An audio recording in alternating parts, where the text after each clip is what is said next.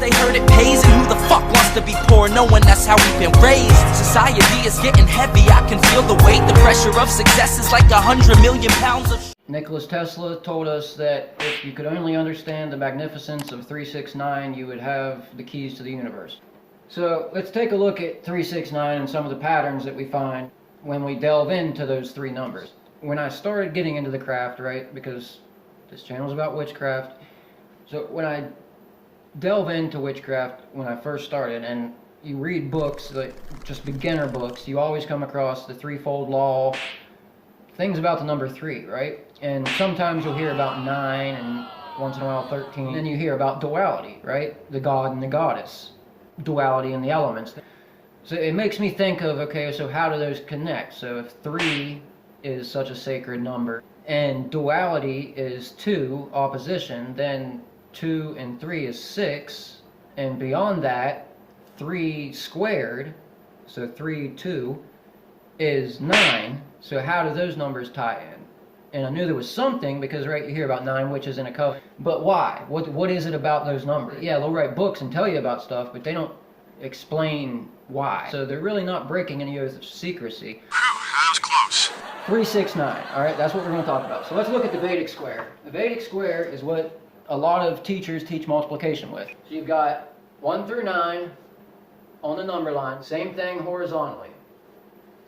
It gives you the answers for multiplication, basically. Take the vertical axis and multiply it by its equivalent on the horizontal axis. So we're already inferring polar opposition here just by solving this puzzle, or this, whatever you want to call it. So 2 times 2 is 4, right? 2 times 3 is 6. 2 times 4 is 8. 2, 4, 6, 8. And then we get 10. So what do we do with 10? Well, in Pythagorean numerology, you reduce the answer to 1 digit through addition. So 1 plus 0 is 1. 3 times 6, 12. You get 3, 5, 7, and 9. Alright, those are your answers. And every one of these lines, each line at the end is going to be 9. And at the bottom, all your answers are going to be 9. They're going to reduce back to 9. We understand that algebra, geometry, math describes everything that is, right? It describes the world, it describes everything. You can explain anything through a mathematical equation. It might get really complex, but it's possible. Metaphorically speaking, 1 through 9 represents the world, and literally. So we have this vertical and this horizontal being the confines of this side of the square. Think about the square of creation. And this horizontal and this vertical are confined by the number 9, right? So if this represents without, as above so below, as within so without, that's inferring 9 represents within, the balance. So what is it about that? We keep looking at it, and we take the idea of polarity, right? What I was just talking about, just by solving it and showing the outer confines. And when we get down here to 3, we wind up with 369, 369, 369 over and over again, right? So if we take those sets of three numbers, 3, 6, and 9, and add them up, we get 9. So again, 9, 9, 9. And if we add those 3 9s up, you get 27, 9. So this square ultimately equals 9. It's the ultimate key to everything that this is. And if that is the case, then 9 has to be the key, right? That's the logical inference that's made there. And if we go down to the number 6, again, splitting it into another quarter, there you get 6 times 2 is 12, right? 2 and 1 is 3, so 6, 3, 9. 6, 3, 9. 6, 3, 9. Again, same thing. Addition, 9, 9, 9 gives you 9. If you add up 1 through 9 and you simplify it down, you get 9. And then if you take all those 9s and you add them up, you get 9. 9 is literally the key to this, and the key to everything else we're going to talk about. No number can be doubled and be reduced back to 9 except for 9, or some permutation thereof. So 9 plus 9 is 18, 8 plus 1 is 9. But no other number can be doubled except for 9 or some permutation thereof to get 9 as a reduced answer, right, with Pythagorean numerology. For those that might think, yeah, I see that, you're just pointing out patterns in something that they taught me in school. Well, it's not just that, right? To begin with, we looked at these things. We looked at the moon and saw it was round. We looked at the tree and saw it was a line. We looked at the human body and saw that if we connect the points. So we extrapolated this from the world.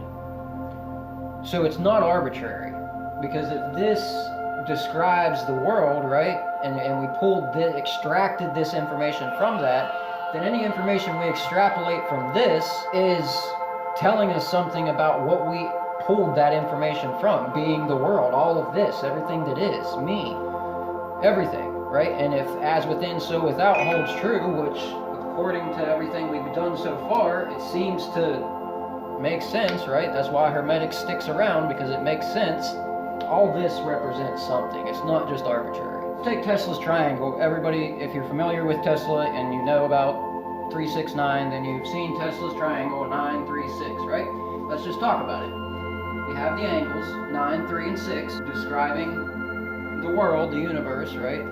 Those lines, the confines of what is, and if as within, so without. Just keep all that in mind while we keep doing this.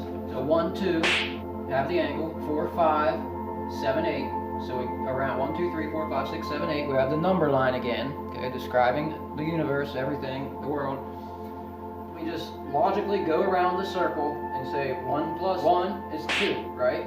2 plus 2 is 4, so we're just doubling. Well, where are you getting the doubling from? Well, duality, the number 2. So where's the interplay with all? Okay, right here. 7 plus 7, 14, gives you 5, and then we reduce down.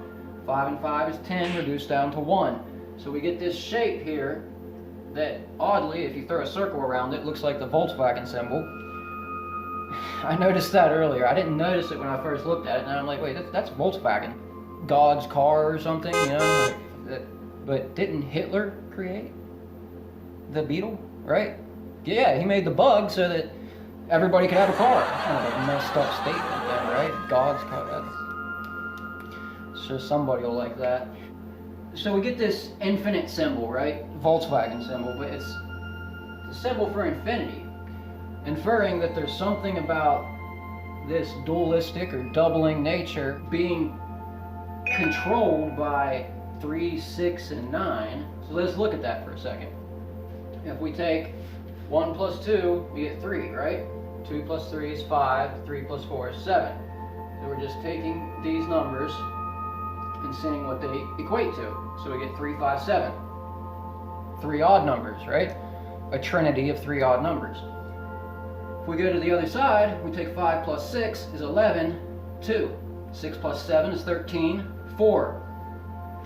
So you get 2, 4, 6. So what we have is the inference that 6 is in control, metaphorically, of even numbers, and 3 seems to be the polar opposition in control of the polar opposite of evens being odd, which makes sense because 6 is even, 3 is odd.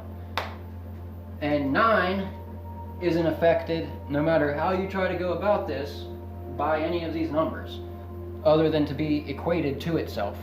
These numbers, right, 1 plus 2 is 3, 3 plus 2 is 5, 7, 9.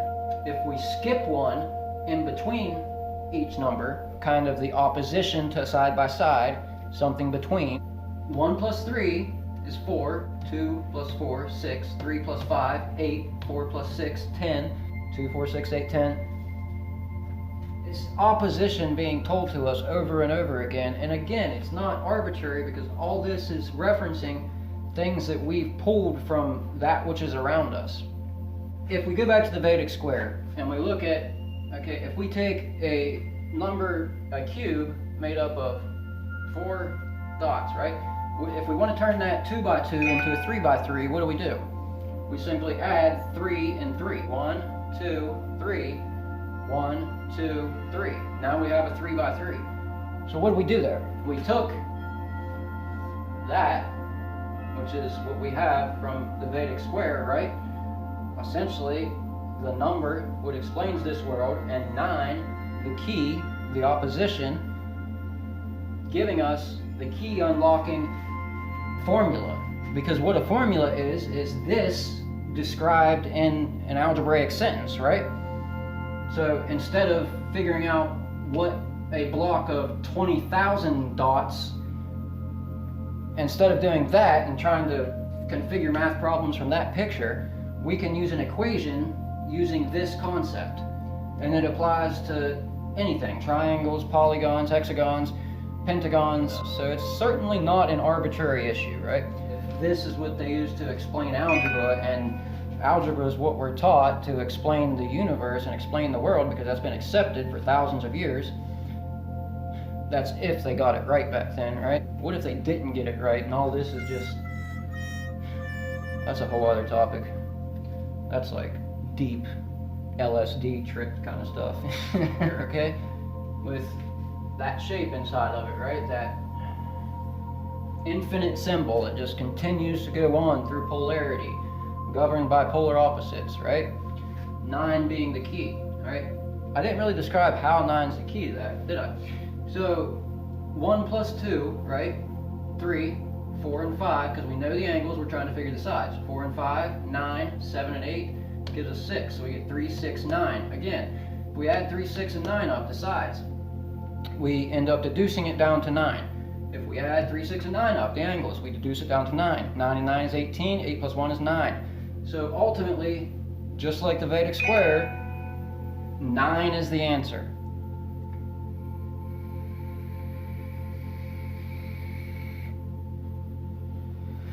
Don't smoke. You'll end up like me, vaping. I don't know if it's better or not. Have they figured that out yet? Anyway, we take a circle. Okay, why a circle? What does a circle have to do with 9? All right, well, 360 degrees, a circle, correct? Right. 3 plus 6, again, Pythagorean numerology. 3 plus 6 plus 0. 3 plus 6 is 9, plus 0 is 9, right? Divide that in half, 180. 1 plus 8 is 9. Okay, divide that in half, 90, 9, right? Divide that in half, 45. 4 plus 5, 9. Divide that in half, 22.5. 4 plus 5 is 9. So it equals to 9. The circle equals 9.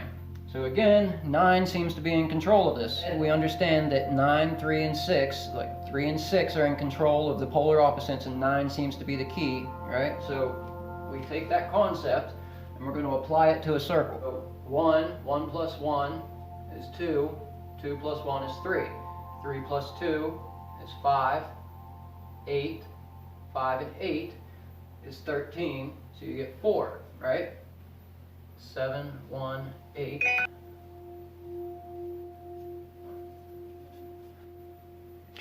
Number 1, if we take those numbers we started out with, 9, 9, 3, 3, 6, and 6, you end up getting 9. It deduces back to 9. And there's a lot about this that you'll be able to extrapolate by looking at it on your own. I'm just going to touch over some little things that I've uncovered about it, alright? We take 9, 3, 6, 9, right? Then go 9, 6, 3, 9. So again, polar opposites. And this can be done mathematically and proven mathematically, but I think I've taken enough mathematical proving steps to get my point across. And we wind up with the unicursal hexagram. Yes, the regular hexagram describes flow, and yes, if we put it in here, we do get a regular, typical hexagram, right? An upright and an inverted triangle. It can be argued about describing the elements like I did in my last video. This encompasses the aspect of rhythm, okay, and the aspect of vibration more so from the Hermetic principles, because we're not raising our hand. You know, it does correspond to rhythm, the typical hexagram, because it's fitting but that's more correspondence, right? This is more rhythmic in the flow, and that's again proven if you look at an atom, okay, and you look at how the electrons orbit around the nucleus. This is the pattern, three-dimensionally, that an electron takes around the nucleus.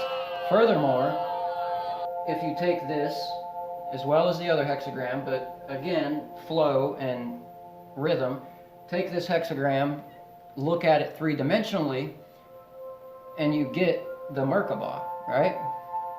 So, and the Merkaba being the spirit vehicle. So again, what does 9 tell us about the spirit vehicle, about the Merkaba, about what is and what is within, right? Because this is describing what's out here, so it must also be describing what's in here. Again, if you take the idea of polarity and apply it to this, I'll show you in my book real quick. If we hold it up this way, right, it looks masculine, like a phallic symbol. If we turn it sideways, it looks more feminine, looks more like a womb, an open space. What does that 90-degree rotation, how does that correlate? What does that mean? Polarity and opposition, and thinking about this, design that creates this star, if we just follow the 9, 6, 3, 9, this is the shape that connects the dots for the star. 9, 6, 3, 9. So that zigzag shape. And we have 2 of those, again, right? So again, 2, duality. So 2 of these zigzag shapes, each being made up of 3 lines, giving you 6, 3 and 6, 9. Again, 3, 6, 9. And for those that think it's arbitrary because I'm just extrapolating 3 and 6 from other 3, 6, 9, it's not.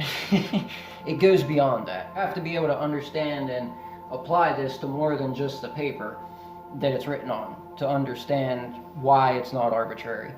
If you go back to my last video on magical stars, you might recognize the symbol from the path down the regular hexagram, how you insert tetragrammaton into the hexagram. If you take that zigzag and just put a mirror image on top, flip the bottom one up, and flip this bottom one up on top, a mirror image, that's what you get. So literally polar opposition. Flip it up and over, and that's what we end up with.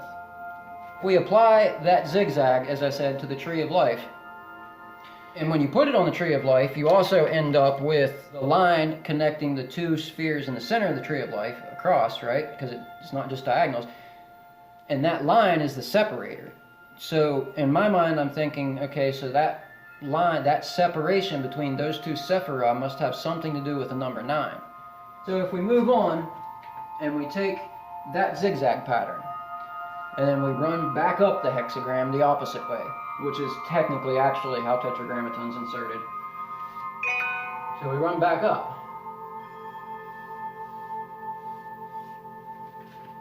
What does that look like? My logical first thought is, okay, well, 1, Kundalini, and 2, it looks like a double helix, right? You get a double helix. The same thing I was talking about in the first Magical Stars video. So, what the inference here is that if these 2 shapes that are extrapolated from simple math and pictorial images that we make from this mathematics, these 2 shapes, if that's what creates this, and if this is defined by 9, right, and this explains everything that is, because the number line is all it is, and this is supposed to be the key, right, as we've figured out along through the video, then 9 must be the key somehow to DNA. I'm sure it goes even deeper as far as if you want to apply it to the Kabbalah and the Sephiroth, the Tree of Life. So if you take the masculine angles, that side in charge of the masculine realm, and apply it to the Tree of Life, I'm sure there's some connection, some correlation to balance therein. That's what I'm trying to provoke with this video, is trying to get people to think more deeply about it, to take what wisdom and knowledge they have and apply this, what seems arbitrary, equations and depictions and things, and apply that to what's been handed down to us, like the Tree of Life. Okay, so how do we take a squared off double helix, and how does that relate to the Ruach and the Tree of Life and the connections between the Sephiroth? You know what I'm saying? How does that apply to this and what is and what's within versus, just like we did with the equations, describing polarity and the physical realm and the spiritual realm. I think I've touched on everything I wanted to. I mean, you can get really deep. The regular hexagram representing the same thing. I mean, if you take it and put it in, you get a regular hexagram 639, 639. Same thing. But like I said, the unicursal hexagram has flow. So there's that benefit. And that's not even delving into the ritual side of it. If you want to draw an invoking hexagram of the sun, you actually draw the invoking hexagram of all of the planets, and that's the sun. It can get kind of deep with the hexagram, especially with ritualistic pantomimes. Hit the like button, guys. Seriously. Like it, share it. Let other people watch the video and get their thoughts provoked. As much as corny as I might sound sometimes, it really does get your mind going, right? So, heck, that homemade whiteboard alone deserves a like, right? Alright guys, take it easy. Create your fate. Blessings. Cause they heard it pays, and who the fuck wants to be poor knowing that's how we've been raised? Society is getting heavy, I can feel the weight. The pressure of success is like 100 million pounds of